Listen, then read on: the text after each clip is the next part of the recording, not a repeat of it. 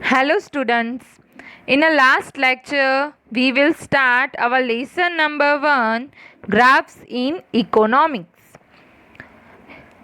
We learned in a last lecture meaning of a diagram and a graph, types of a diagrams.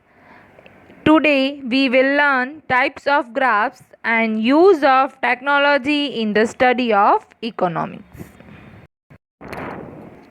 First one is types of graph. Use of graph is also frequently made in economics.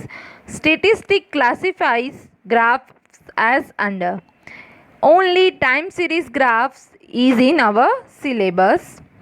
Meaning of time series graph: the graphs which are drawn to find out trends of changes in economic activities are called time series graph. Time series graph हम किसे कहेंगे?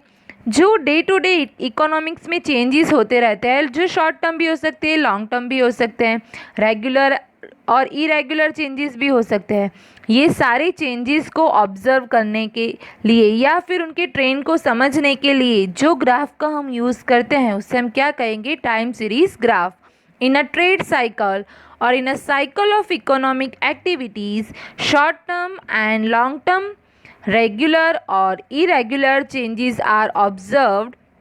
The trends of such changes are obtained with the help of statistical tools, and when graphs are drawn taking these changes as variable and time period as based, then such graphs are called time series graphs.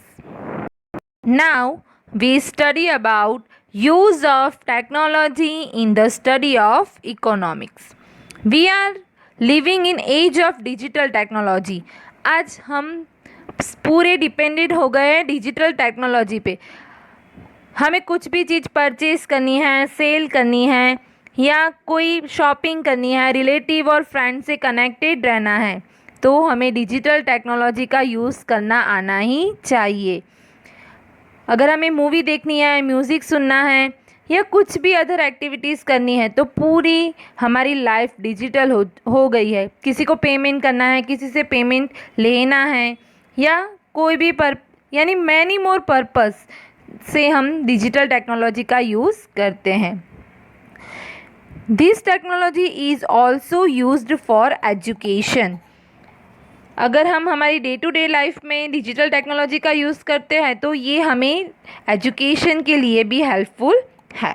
Economics is an art and science which involves every day as behavior of human beings, society and state changes with time. Hence the people in ordinary business of life as well as experts have to update themselves by the day and technology helps to cope up. Means कि जो experts है उन्हें अपनी knowledge को बढ़ाना है या फिर कोई भी पीपल है, ऑर्डिनरी बिजनेसमैन है, उसे अपने बिजनेस को ऊपर ले जाना है तो उसे डिजिटल टेक्नोलॉजी का यूज़ तो करना ही पड़ेगा. Different types of digital tools frequently used in study of economics are explained below. First one is computer technology. Computer के बारे में तो आप सब बहुत कुछ जानते होंगे. सबके पास अभी कंप्यूटर तो होता ही है, कंप्यूटर या टैबलेट. और अभी तो जो मोबाइल फ़ोन है वो एज कंप्यूटर, उसकी जितने फैसिलिटी हमें कंप्यूटर में होती है उतनी ही फैसिलिटी अभी तो मोबाइल फ़ोन में भी अवेलेबल हो चुकी है.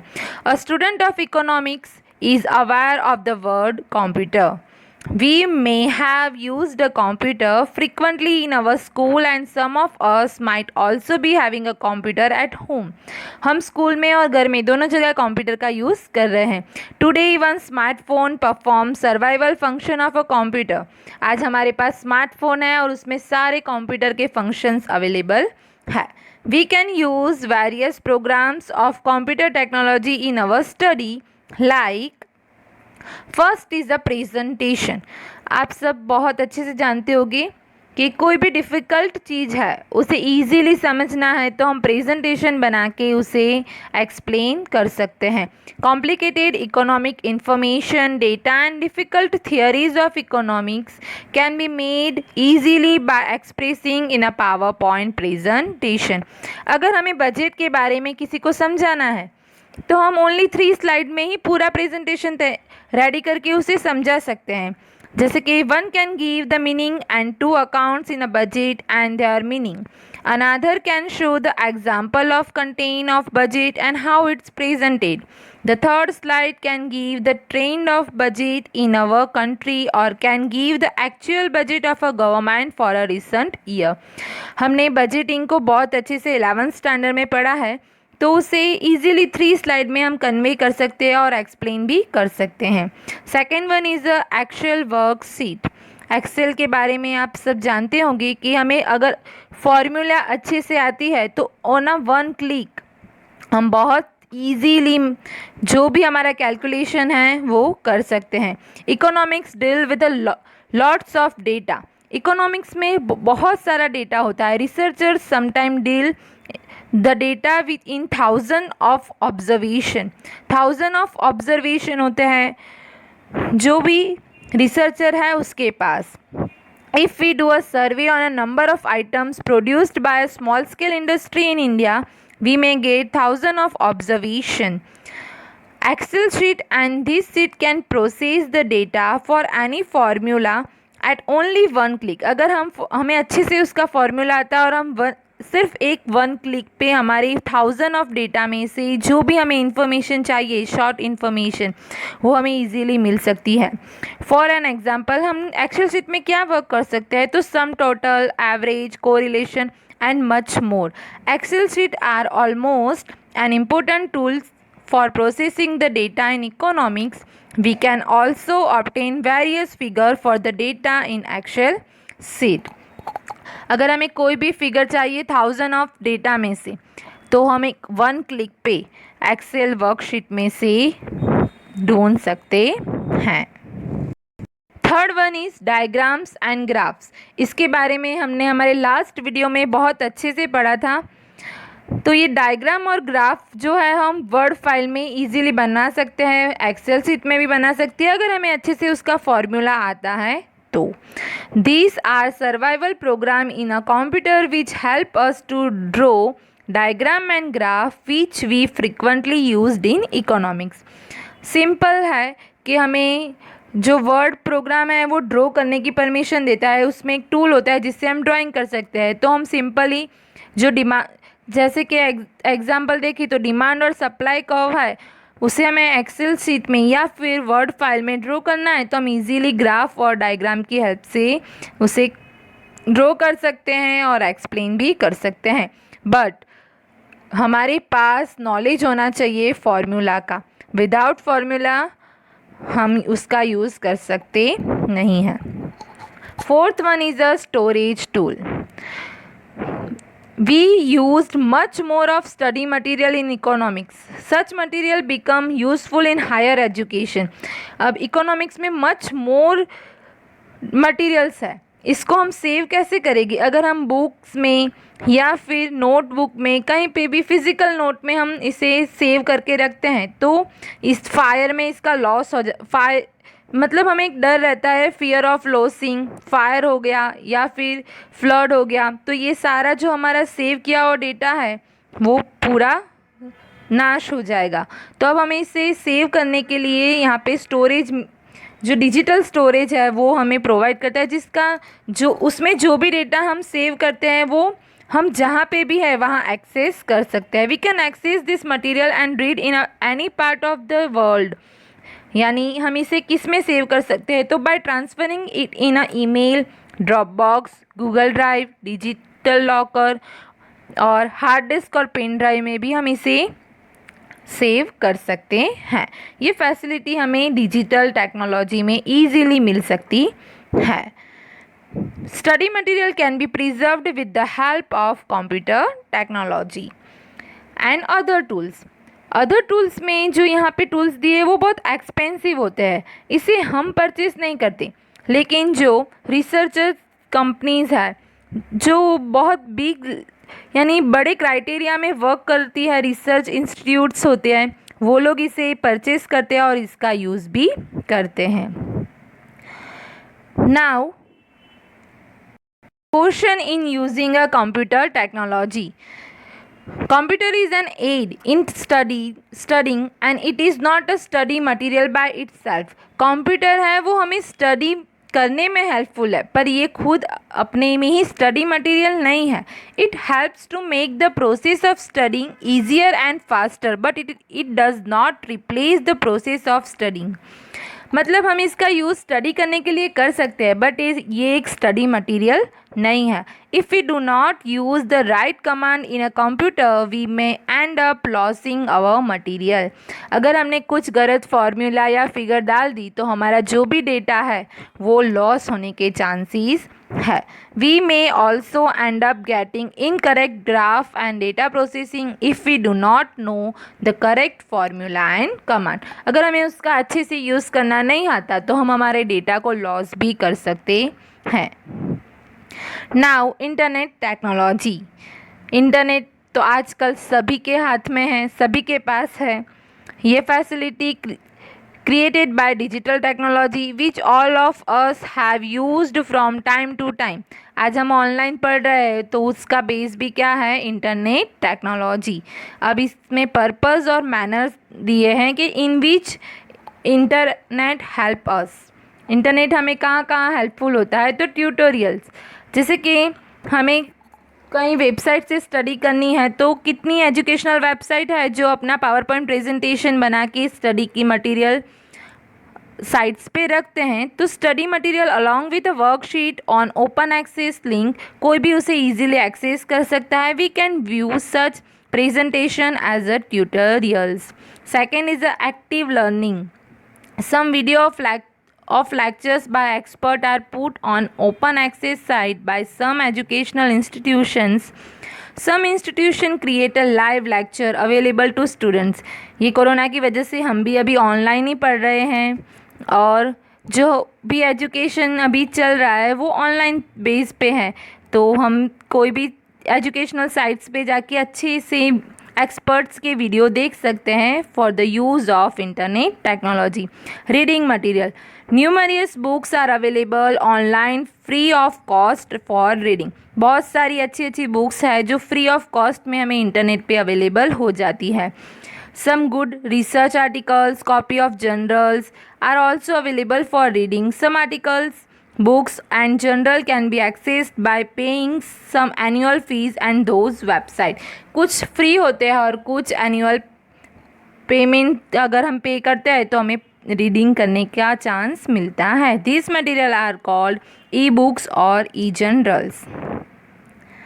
थर्ड है फोर्थ है इंफॉर्मेशन. अगर हमें कोई भी यूनिवर्सिटी के बारे में जानना है या फिर कोई भी अदर थिंग्स के बारे में हमें, तो हम इजीली इंटरनेट पे जाके वो इन्फॉर्मेशन सर्च कर सकते हैं. अगर हमें जानना है कि कौन सी डिग्रीज़ है इकोनॉमिक्स में और हमें पढ़ना है या फिर कोई अदर सब्जेक्ट के बारे में भी हम इजीली इन्फॉर्मेशन वहाँ से हमें ले सकते हैं. Miscellaneous. We can get quotes by economics. Means जो चाणक्य नीति है उसके बारे में अगर हमें पढ़ने का शौक़ है तो हम आराम से इंटरनेट की फैसिलिटी से उसका यूज़ कर सकते हैं. Data. Economics use a lot of secondary data. यानी फॉर प्राइमरी डेटा हम किसे बोलेंगे कि हम डोर टू डोर सर्वे करते हैं, एक एक लोगों के पास जाके पूछते हैं, वो हमारा प्राइमरी डेटा होता है. और सेकेंडरी डेटा का क्या होता है, अगर किसी ने आगे रिसर्च किया हो तो उसका डेटा हम यूज़ करते हैं, वो सेकेंडरी डेटा होता है. तो इंटरनेट पे इजीली हमें सेकेंडरी डेटा मिल सकता है. We used data on budget of government, banking, agriculture, production, value of exports and imports, poverty, employment, industrial production and many others. पर हमें ये डेटा कहाँ से कलेक्ट करना है, तो these data can be accessed from authentic website. Website सही होनी चाहिए, ऑथेंटिक होनी चाहिए. कहीं से भी हम इंफॉर्मेशन ले रहे हैं तो वो सही है कि नहीं वो पता नहीं होता हमें, इसलिए हमें ऑथेंटिक वेबसाइट से ही मटेरियल कलेक्ट करना चाहिए। अगर हमें बैंक के बारे में कुछ इन्फॉर्मेशन चाहिए तो जो रिजर्व बैंक की वेबसाइट है उसका यूज़ करना चाहिए। एक्सपोर्ट इंपोर्ट्स के बारे में हमें कुछ जानकारी चाहिए तो ministry of commerce and industries of government of India, यहाँ की वेबसाइट पे जाके हमें सर्च करना चाहिए। यानी जो भी इंफॉर्मेशन हमें चाहिए, जो भी डेटा हमें चाहिए, उसके ऑथेंटिक वेबसाइट पे जाके ही हमें उसका डेटा कलेक्शन करना चाहिए। Now next is caution in using internet for education। जब हमारे हाथ में इंटरनेट है और हमें एजुकेशन के लिए यूज़ करना है तो हमें अदर वेबसाइट का यूज़ करना नहीं चाहिए। जो एजुकेशन रिलेटेड वेबसाइट्स है उसी का यूज़ करना चाहिए। It can not replace books and teacher और our own thinking and reasoning. यहाँ पे जाके हमें खुद सर्च करना है, खुद से डेटा कलेक्ट करना है। बट यहाँ पे बहुत सारी ऐसी जो साइट्स होती है, ऐसी एडवर्टाइज होती है जिसके अंदर हमें फंसना नहीं चाहिए। मतलब कि हम जब पढ़ने बैठ रहे तो जो भी एजुकेशनल इन्फॉर्मेशन कलेक्ट करने बैठ रहे तो इंटरनेट का यूज़ हमें वही पर्पज़ के लिए चाहिए। We must avoid using those website जो ऑथेंटिक नहीं है, उसको हमें अवॉइड ही करना चाहिए। Now next is a data CD compact disc. आप सबने सीडी के बारे में देखा होगा और सुना भी होगा। Some authorities and agencies like laboratories, research centres, government agency etcetera involve in collection and publication of information and data. कुछ ऐसे लैबोरेटरीज है, रिसर्च सेंटर है और गवर्नमेंट भी खुद बहुत सारा डेटा कलेक्ट करती है और रिसर्च करते हैं उनके लिए बहुत सारी जो इन्फॉर्मेशन है वो कलेक्ट भी करती है और पब्लिश भी करती रहती है। Researcher and educational institution such CDs are used by educational institution, research institution etcetera for this studies. यानी कुछ ऐसी सीडीज़ है जो फ्रिक्वेंटली यूज होती है in economics. CD of national income accounts of India, CD of annual survey of industries in India, CD of NSSO। यानी ऐसी बहुत सारी इकोनॉमिक्स की जो सीरीज़ है वो एजुकेशन के पर्पज़ से यूज़ होती रहती है। Some agencies like CMIE, centre for monitoring Indian economy, also created data software which can be purchased only by research institutes and corporations as these are very expensive। जो CMIE है वो जो data collect करती है और publish करती है वो बहुत एक्सपेंसिव होता है, इसे जो रिसर्च इंस्टीट्यूट है वो लोग परचेज करते हैं। And now the last topic of this lesson is difficulty in using data CDs. Since the data series and software contain a huge size of data, these become complicated to use. These are survival sheets in CDs and one must have the knowledge regarding searching the relevant data sheet and get the relevant data। Means कि जब भी हम कोई भी data या information internet से collect करते हैं तो हमें उसका नॉलेज होना चाहिए कि कैसे हम और कहाँ से हम इसे सर्च करें और कहाँ से इसके बारे में जानें। यानी proper knowledge is required for using a CD। This lesson is completed here। Thank you. Goodbye.